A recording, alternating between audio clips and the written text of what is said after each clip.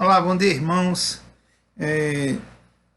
Essa manhã nós vamos fazer uma leitura aqui no livro de Atos, no capítulo 4, para a gente estar fazendo a nossa escola bíblica dominical. Então, eu peço, irmãos, que abram suas Bíblias em Atos, capítulo 4. Nós vamos ler do versículo 32 até o versículo 37. Atos 4, do versículo 32 ao 37. Atos capítulo 4, do versículo 32 ao 37, diz o seguinte: Era um coração e a alma da multidão dos que criam, e ninguém dizia que coisa alguma do que possuía era sua própria, mas todas as coisas lhes eram comuns. Os apóstolos davam com grande poder testemunho da ressurreição do Senhor Jesus, e em todos eles havia abundante graça. Não havia entre eles necessitado algum, pois todos os que possuía herdade ou casas, vendendo-as, trazia o preço do que fora vendido e o depositava aos pés dos apóstolos. E repartia-se a cada um segundo a sua necessidade. Então José, chamado pelos apóstolos de Barnabé, que significa filho da consolação, levita natural de Chipre, possuindo uma herdade, vendeu-a, trouxe o preço e o depositou aos pés dos apóstolos. Amém? Que Deus aplique a sua palavra aos nossos corações nessa noite, ou perdão, nessa manhã. Vamos orar. Santo Deus e Pai, obrigado, Senhor, pelo dia de hoje, e permita, Deus, que possamos ter um bom entendimento da tua palavra, nos usa segundo a tua vontade e o teu querer, ó Deus, e nos ajuda para entender, ó Deus, a necessidade que temos de estar contribuindo com a tua obra missionária, Senhor. Nos dá sabedoria, ó Pai, que seguir os exemplos dos grandes homens, ó Deus, do passado, que fizeram grandes coisas sendo usadas por ti, que o Senhor possa estar usando na tua igreja nos dias atuais também, Senhor. Pai, nós te louvamos e agradecidos em nome de nosso Senhor e Salvador Jesus Cristo. Amém. Ok, irmãos, nessa manhã nós vamos falar um pouco sobre Barnabé. Barnabé é conhecido como filho da consolação, mas também Lucas descreve ele também como filho da exortação. Ele não só era um consolador, como também era um exortador, né? Então, Barnabé foi um dos personagens destacados da igreja primitiva. Era judeu, de uma família de sacerdotes, tribo de Levi, e ele era natural de Chipre, né? Uma ilha no Mediterrâneo.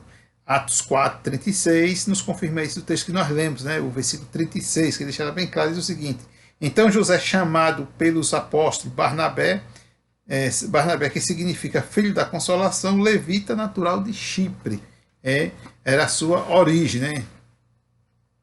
Segundo o testemunho de Lucas, era homem bom, cheio do Espírito Santo e de fé. Atos 11, 24 trata sobre essa questão que Barnabé era um homem cheio de fé, cheio do Espírito Santo. Né? De Antioquia foi designado juntamente com Paulo para um empreendimento missionário entre os gentios.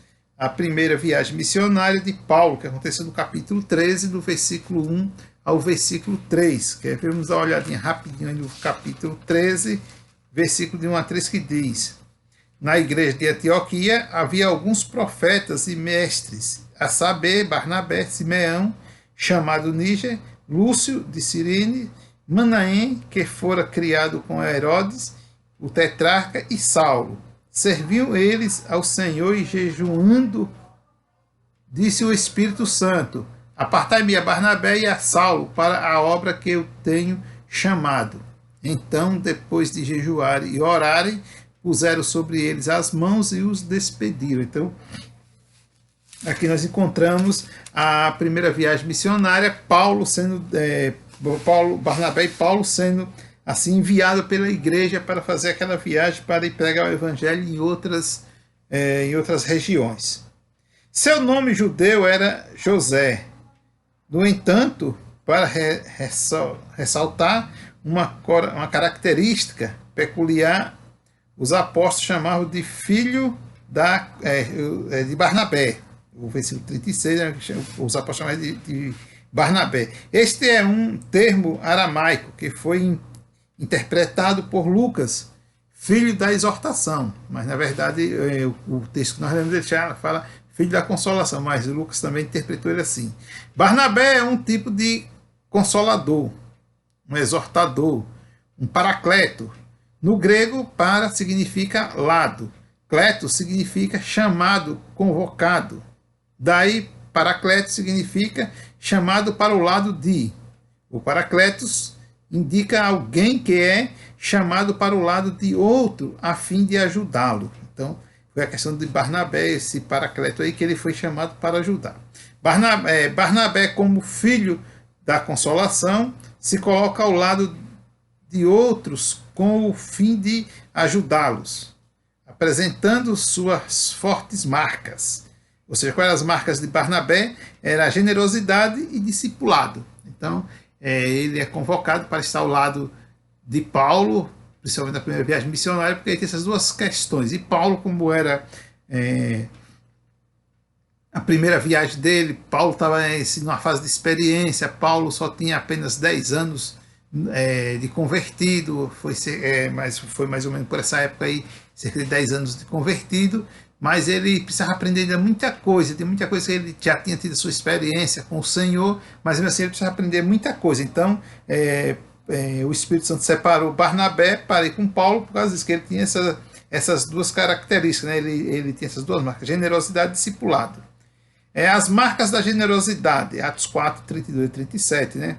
A marca da generosidade é uma das maiores importantes dentre aquelas que foram responsáveis por tornar a igreja primitiva rigorosamente singular em sua época. Então a igreja se tornou assim algo diferenciado porque ela tem essa marca da generosidade, né? Então a igreja era generosa. A generosidade era uma prática comum e peculiar dessa nova igreja. Atos 4, 30 e 35, nós podemos ver lá que ele diz o seguinte, o versículo 34.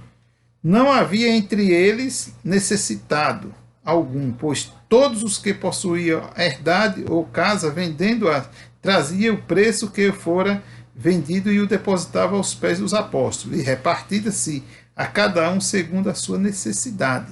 Atos capítulo 2, versículo 45 e 46, diz o seguinte: vendiam as suas propriedades e bens e repartiam com todos, segundo a necessidade de cada um, perseverando unânimes todos os dias no templo, partindo o pão e em casa, comiam juntos com alegria e singeleza de coração. Então, essa questão, essa prática aí era algo comum naquela igreja. Aquela igreja se tornou uma igreja diferenciada, que até hoje nós podemos ver que é um bom exemplo para as igrejas atuais estarem seguindo, né, esse exemplo de generosidade, porque aquela igreja ela tinha essa generosidade, né?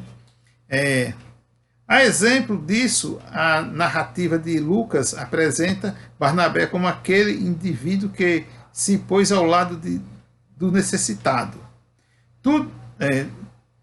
Tendo um campo, vendiu e trouxe aos apóstolos, né, versículo 37. Esta generosidade de Barnabé, refletida na nova igreja, possui dois fundamentos básicos, ambos próprios e essenciais da cultura daquela nova igreja, né? A igreja nova de Antioquia, agora ela, aliás, não só ela, mas Jerusalém, que está se formando ali, ela tinha essa diferença, e certamente ela ia passar para a próxima, que seria Antioquia. A primeira marca, ou seja, das duas marcas, a primeira é a igualdade dos homens. Ele, com esse ato de generosidade, ele tornar os homens iguais, né? A igualdade de todos os homens é asseverada na doutrina de Paulo. Gálatas 3:28, Paulo ele assevera isso quando ele estava ensinando aquela igreja, né? E confirmada nas ações de Barnabé. Esta confirmação dá-se no campo mais difícil, na economia. Ou seja, Barnabé ele tinha essa questão, né? Ele não olhava para a questão da economia. Nós sabemos que hoje em dia essa questão é muito delicada para se tratar, para se conversar sobre ela e para se lidar com ela. A economia, quando se trata de dinheiro, de finanças, de bens, enfim, essa coisa toda. Esta prática nivela os que têm com os que não têm. O versículo 34, eles têm tudo em comum. O versículo 35 mostra que tal prática eliminava o problema da necessidade. A grande bênção era essa, que a necessidade eram eliminadas. O versículo 32 mostra que eles viviam todos abastecidos e nada era de ninguém, tudo era de todos, né? E aí nós podemos ver que João, ele também ensinou as mesmas coisas, ele falou sobre isso, a questão da generosidade, essa prática. Deveria ser, o povo, as pessoas deveriam ser generosos, né? Lucas 3:11, se você ler lá, você vê Paulo fala, João Batista falando da questão que era necessário que as pessoas, quem tivesse duas túnicas, dividisse com quem não tinha, e da mesma forma fizesse com o alimento, ou seja, quem tivesse comida, que fornecesse alimento para os que não tinham. Ela não só, essa igualdade, ela não só traz a igualdade dos homens, como ela engrandece, ela traz a grandeza dos homens. Repartir o que se tem com o que não tem, além de eliminar a necessidade, é também um ato de valorização do ser humano. Primeiro, por ser totalmente voluntário. Atos 4:32 diz que eles eram voluntários. Também 2:46 era um ato que eles faziam voluntariamente, ninguém fazia assim forçado, só fazia de bom grado. Ali naquele mesmo ensejo nós temos a questão de Ananias, Atos 5:4, no versículo 4 especialmente, que Ananias ele quis dar uma de generoso, porém ele não era generoso coisa nenhuma, ele estava com usurpação, por isso que houve aquele pequeno problema com ele, simplesmente ele morreu, porque ele não estava usando de boa fé, ele estava usando de má fé. Repartir é um ato que valoriza o ser humano, por ele elevar o ser humano acima das coisas, ou seja, repartir eleva o ser humano acima das coisas, né? O homem vale mais do que as coisas. Lucas 12:23, Jesus chamou a atenção sobre isso em Mateus 6:25, que o corpo, aliás, a vida vale mais do que o corpo, a vida vale mais do que o alimento, a vida vale mais do que o vestimento, enfim, a vida é mais interessante. Então, o ser humano é mais interessante. Então, isso ajuda. É claro que tem agora aquelas questões que tem aquelas pessoas que fazem por vaidade, mas aquela pessoa que faz por generosidade, isso vai acontecer normalmente e não vai ter problema nenhum, porque quem vai ter assim? Então, essas eram as marcas de Barnabé. Mas vamos nos aprofundar mais na questão as marcas de Barnabé, né? Ele tem a marca da generosidade, agora vamos ver a do discipulado, a marca do discipular. Barnabé revelou-se um mestre, um discipulador de estirpe admirável. Por isso é que foi enviado a Antioquia, Atos 11:19-24. Vamos dar uma lidinha rapidinho nesse texto aí, Atos 11:19-24, que diz o seguinte, versículo 19-24. Ora, os que foram dispersos pela perseguição suscitada por causa de Estevão, caminharam até a Fenícia, Chipre e a Antioquia.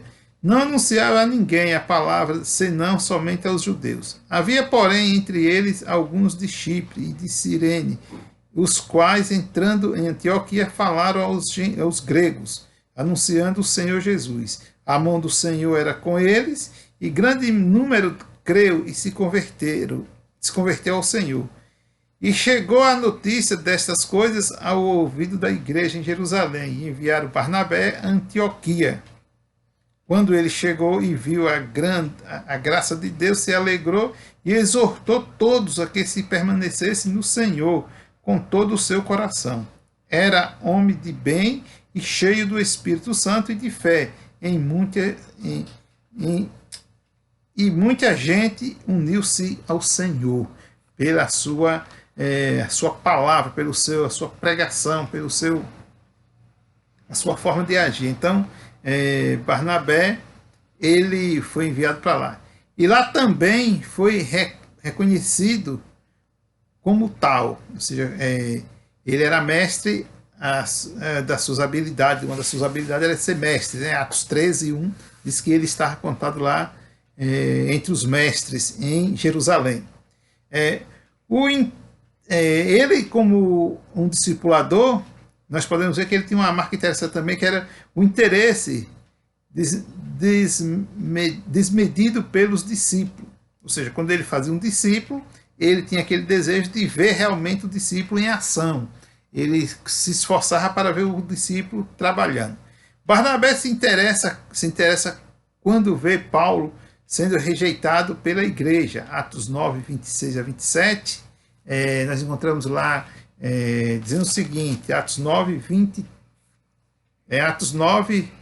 26 e 27, diz o seguinte, cadê, meu Deus, está aqui?